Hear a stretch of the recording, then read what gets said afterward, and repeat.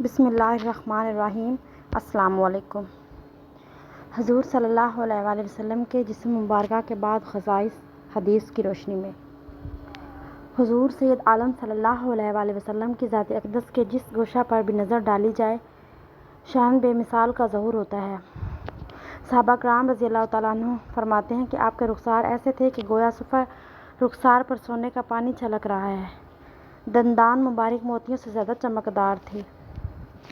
آپ جب تبسم فرماتے تو اندھیروں میں اجالا ہو جاتا تھا۔ لعاب مبارک ہر مرض کے لیے شفا تھا، حتیٰ کہ خاری کنویں میٹھے ہو جاتے تھے۔ آواز کی تاثیر یہ تھی کہ مردے زندہ ہو جاتے تھے۔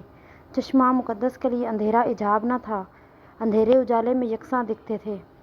موئے مبارک باعث خیر و برکت تھے۔ صحابہ کرام رضی اللہ تعالیٰ عنہ بطور تبرک رکھتے تھے۔ گوشہ اقدس کے ساری کائنات کے فریادرس تھے، دور و نزدیک کی آواز سن لیتے تھے۔ دست مبارک اللہ تعالیٰ کی نعمتوں کا خزانہ تھا، جس کے چہرے پر ہاتھ پھیر دیتے وہ چمکنے لگتا، بیمار شفا پاتے تھے۔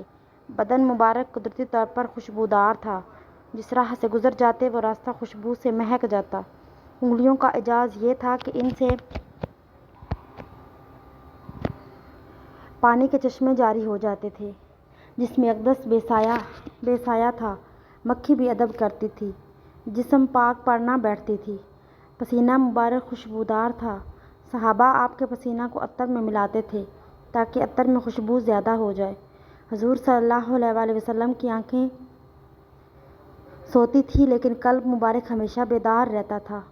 بغل مبارک خوشبودار تھے، گردن چاندی کی سراہی تھی، پیشانی مبارک روشن چراغ کی طرح تھی، پیشانی کی ہر قطرہ سے نور کا فوارہ جاری ہوتا تھا۔ حضور صلی اللہ علیہ وآلہ وسلم کے تمام فضائل مبارکہ طیبہ و طاہرہ تھے۔ رفتار کی یہ کیفیت تھی کہ کوئی شخص حضور صلی اللہ علیہ وآلہ وسلم سے آگے نہ بڑھ سکتا تھا۔ پشت مبارک پر خاتم نبوت چاندی کی طرح سفید تھی۔ چہرہ اقدس جمال و جلال الہی کا مظہر عتم تھا۔ صحابہ حضور کے چہرہ اقدس کو چاند سورج بتاتے تھے۔ حضرت علی رضی اللہ تعالیٰ عنہ جب حضور کے حسن و جمال کے بیان سے عاجز آ گئے تو کہنے لگے، حضور کی مثال نہ آپ سے قبل دیکھی گئی اور نہ اس کے بعد ہوگی۔